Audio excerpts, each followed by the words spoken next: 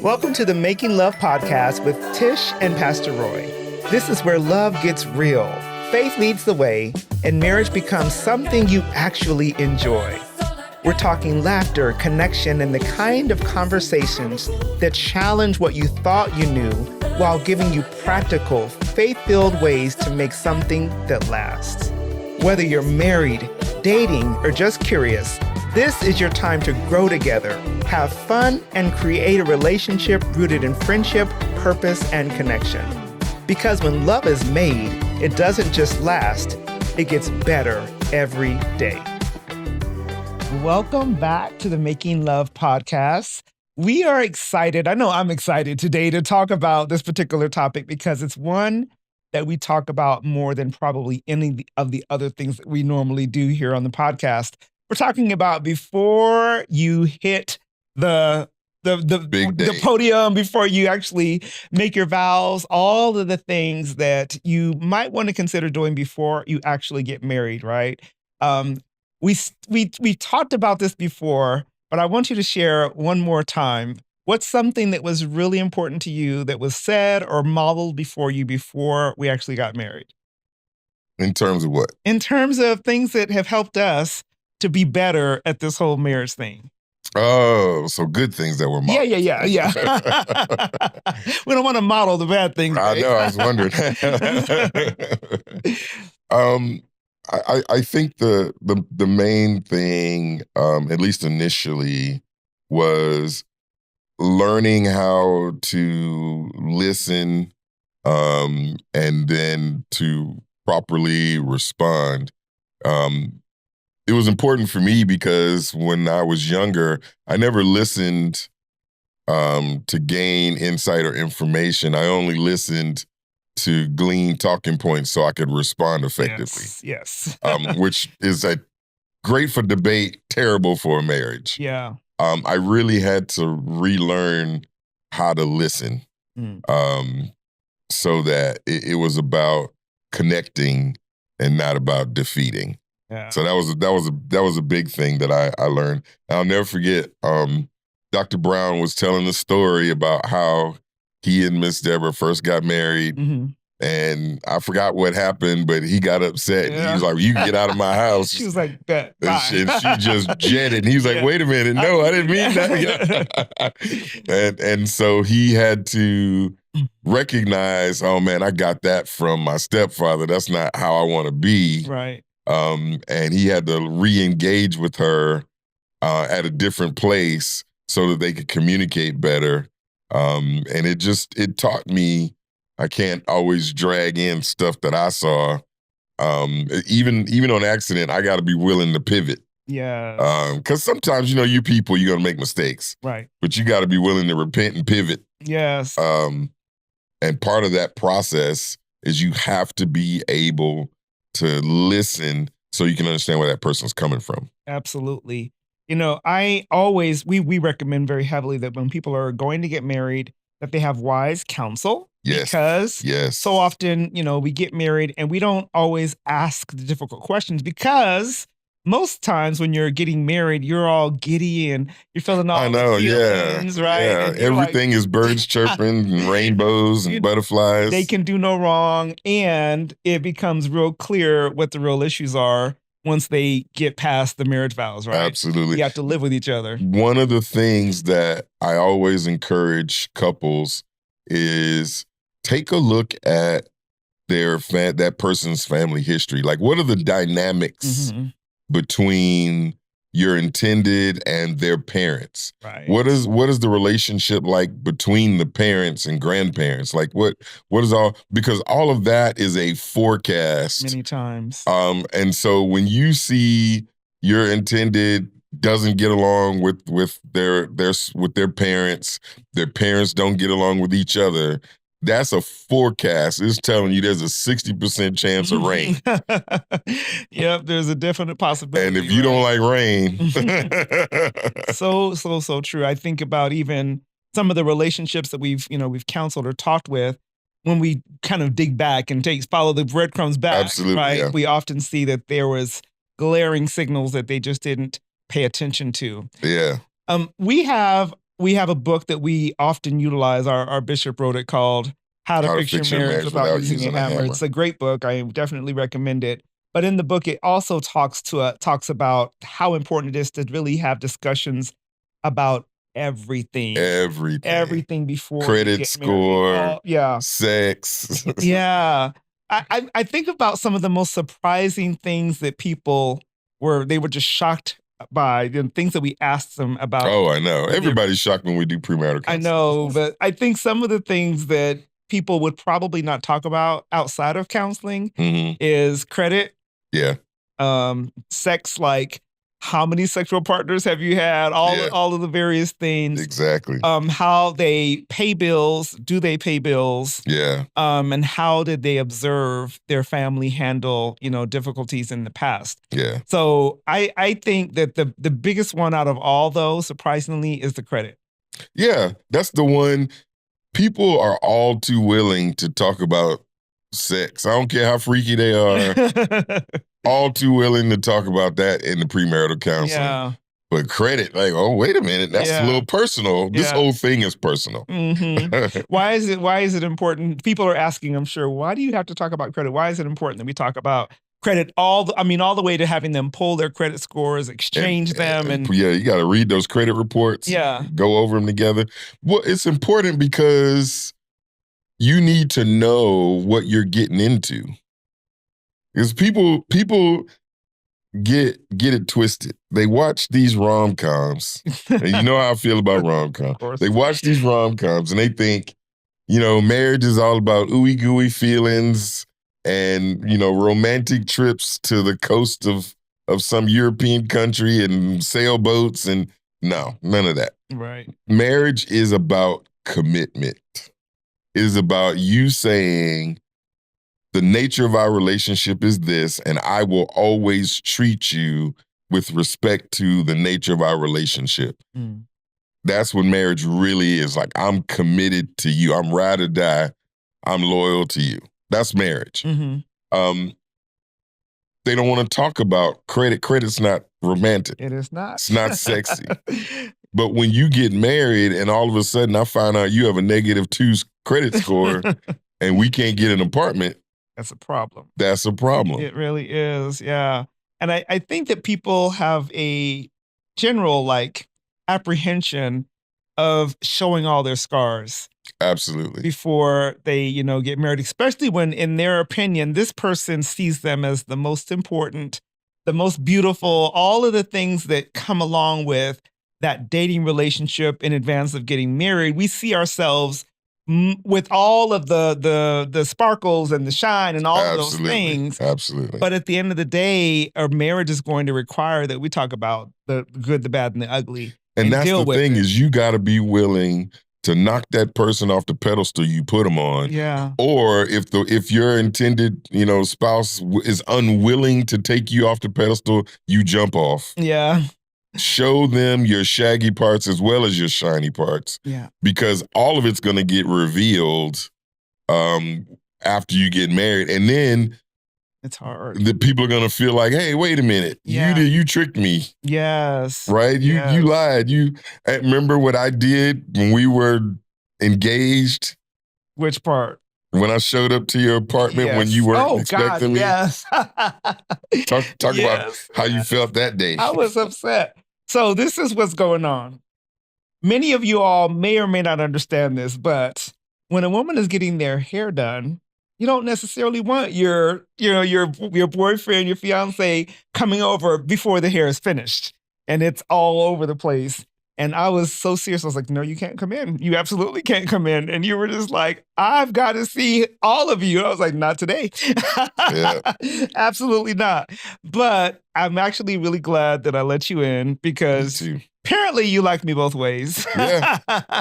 It was embarrassing for me because you guys remember, if you've heard our previous episodes, we dated for all of 2 weeks before we got engaged. And we were married by 4 months. Not an instruction. We were not telling other people to do that. But Don't. Yeah, but that was our story. So we really, we didn't know each other that well. And it was embarrassing for me to be seen, no makeup, hair not done, all of those things. I was also really young. We were young Yeah. in that, we hadn't got to the place where I don't care. It's me, take it or leave it.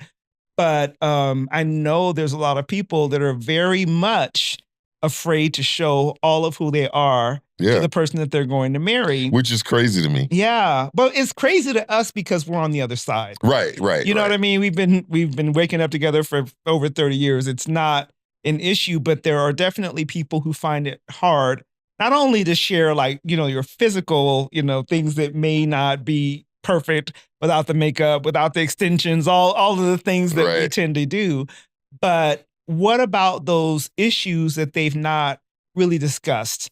Some of the things that are really hard that have come up in years past over, talking to people is that they'd never discussed that they had been molested. Yeah. They'd never discussed that they had been, sexually assaulted. Or, that their relationship with their parents was really, really, and I don't mean like their parents were mean to them when they wanted to go out after dark or whatever, but I mean, they had really terrible relationships with their parents. And, it's hard for people to have those kind of discussions, especially with someone that they're really trying to get to know and put forth their best in front of that person. Yeah. And I think that was one of the things, that we did very early on. Maybe our first date, we put our best foot forward, but after that, we didn't have a long runway. That's for sure. But when you're saying, I want to marry this person, you have to both commit to showing all of who you are, and you also have to commit to accepting all of who they are. Yeah. And it's just not fair for you to wait until after the wedding to surprise them with, oh yeah, you thought my teeth was pretty. Nope, I keep them in this jar at night. Exactly. That's not the right time. Mm-hmm. And if you remember, we did marital counseling for a couple, and the guy waited until after the wedding to spring on his wife that he had cheated on her while they was dating. Yeah. And I'm like, well, that's not fair. Right. You sold her a TV with a crack in it. Exactly. And you didn't tell her until she tried to plug it in and watch something. Yeah. So, yeah, you got to be willing to expose all of that stuff. And you got to be willing to say, I will accept this, but I can't accept that. Very true. Yeah. You got to be honest with yourself. Because if you don't, you're just saving your problems for later. And this is the thing, if you are willing to accept something that is a little difficult, something that you would desire or hope that wasn't the case, but it is what it is at this point. Right. And you say that you're okay with it, then you need to be okay with it. Yeah. You can't bring it up later. Yeah, you can't forgive and then take it back. Yeah, you can't have conversations about, well, if I had have known this, that, and and if that person was honest with you and told you, then you have to be willing to, if you're going to take it, you're going to take it and not bring it up over and over and over again and let it be a weapon of mass destruction towards your marriage, right? Exactly. Everybody's got to go see A Thin Line Between Love and Hate. Oh, my God, Lord. That's a movie that people, you want to see it before you get married for certain. Yeah, that's a bit of an inside joke because I had some things that I needed to expose and I didn't know how to do it. And then we went and saw that movie.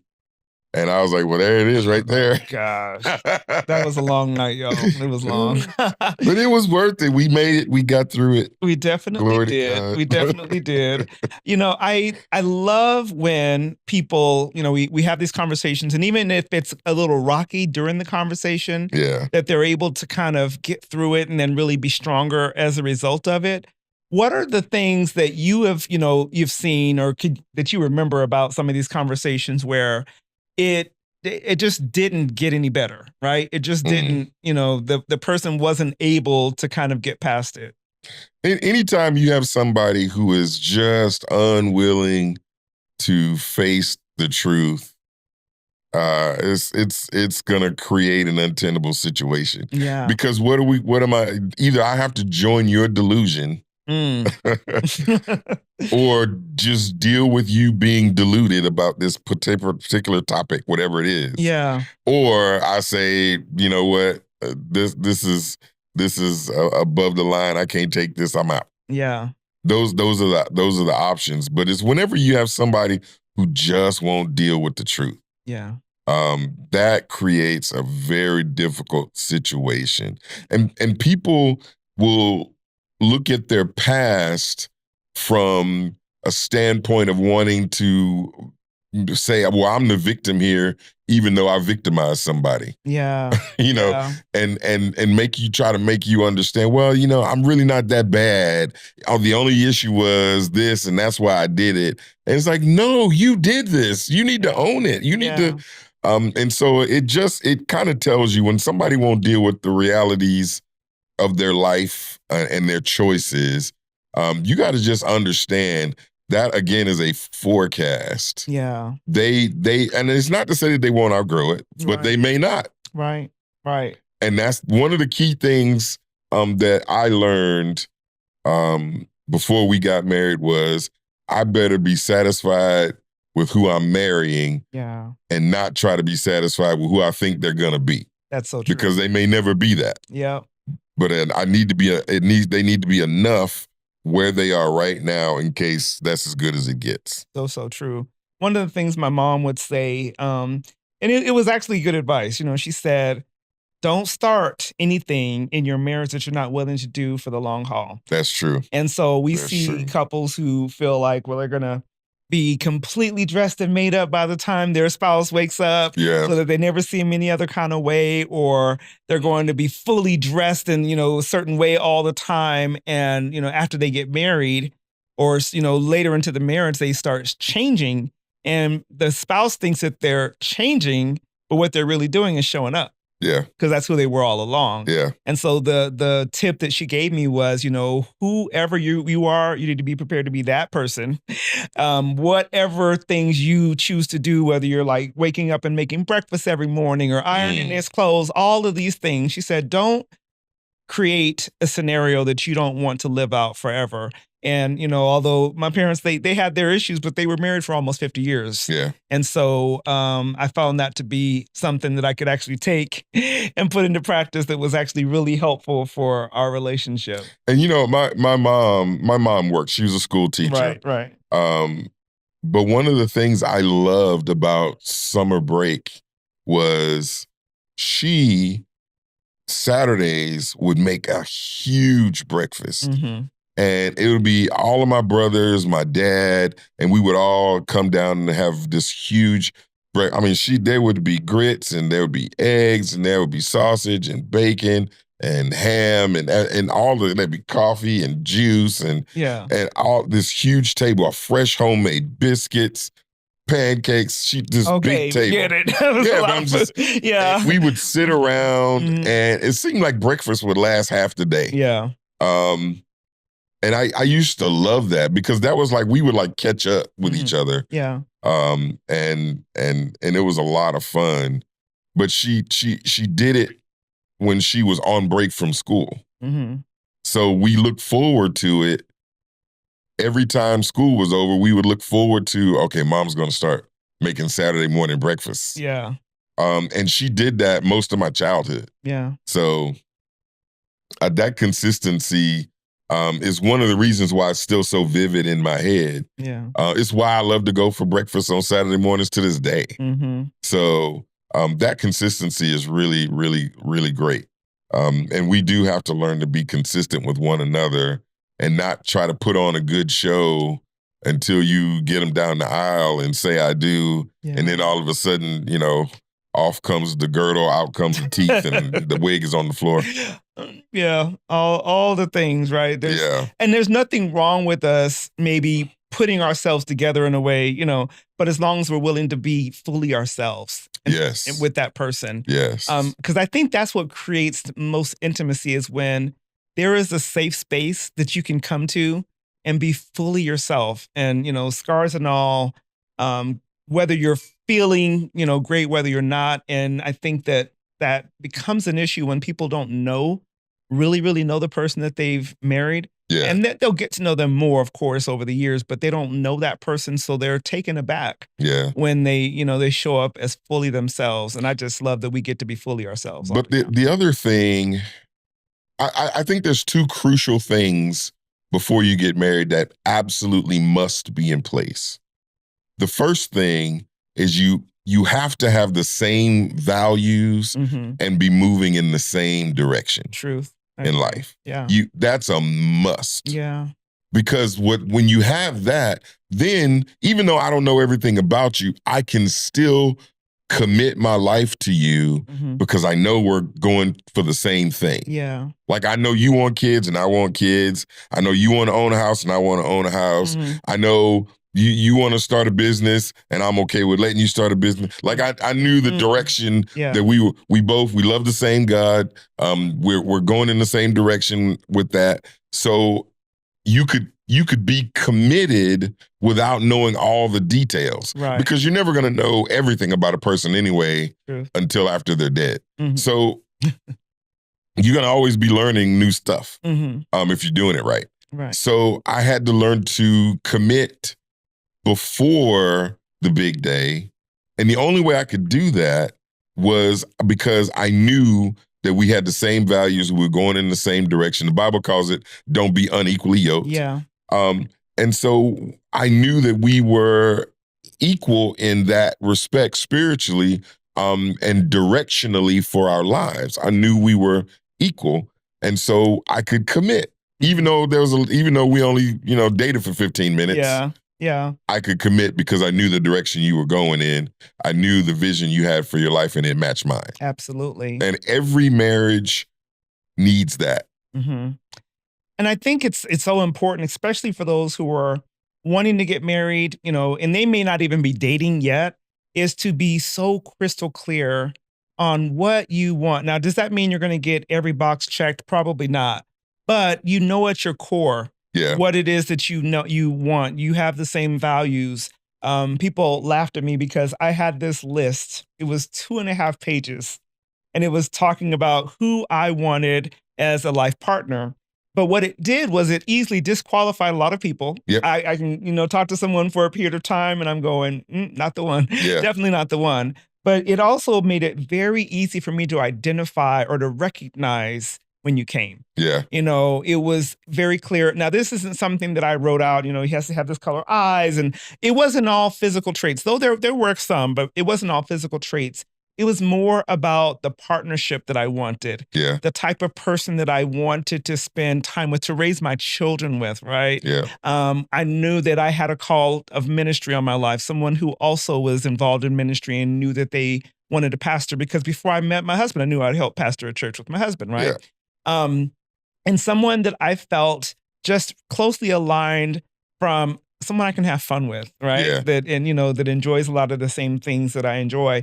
So all that to say that if you're listening to this and you're like, I'm not even there yet, I think that it's important for you to know who is it that you want, not only from your I really want these amazing, you got to have all this money and all that. Those things, they may or may not be on your list, but more importantly, when the chips are down, right? Who they are over what they have. Yeah, who they are. Is this someone that I can share my all of who I am, even when it's difficult?